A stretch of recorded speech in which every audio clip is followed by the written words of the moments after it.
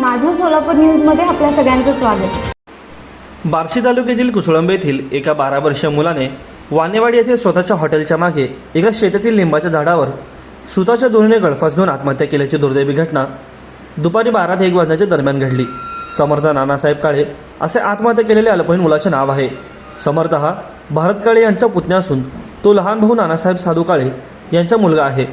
तो त्याच्या कुटुंबासह मागील 4 वर्षापासून कुसळंबे येथे त्याचे हॉटेल असून तो हॉटेल व्यवसाय करून त्यावर त्याच्या कुटुंबाचा उदरनिर्वाह चालवत हो। नानासाहेब याचा संस्कार व समर्थ अशी 2 मुले आहेत। संस्कार हा 8वी तर समर्थ 10वीच्या वर्गात कुसळंबे येथील शाळेत शिक्षण घेतात।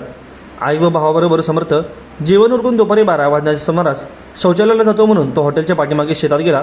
बराच वेळ तो आला नसल्याने मोठा भाऊ संस्कार हा त्याला पाहायला गेला असता तो लिंबाच्या झाडास गळफास घेतलेला दिसला।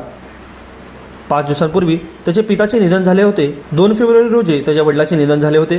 तेव्हापासून ही मुले नानासाहेब यांच्याजवळ राहतात। त्याची पत्नी व 2 मुले हे 3ऱ्या दिवसाचे विधी झाल्यानंतर कुसळंबे येथे आले होते। पुतण्या समर्थ काळे हा इयत्ता 6वीमध्ये कुसळंबे येथे शिकत होता। या घटनेने त्यांच्या परिसरामध्ये तसेच गावामध्ये शोककळा पसरली आहे। माझं सोलापूर न्यूज या यूट्यूब चॅनलला सबस्क्राईब करा आणि बेल आयकॉन प्रेस करायला विसरू नका।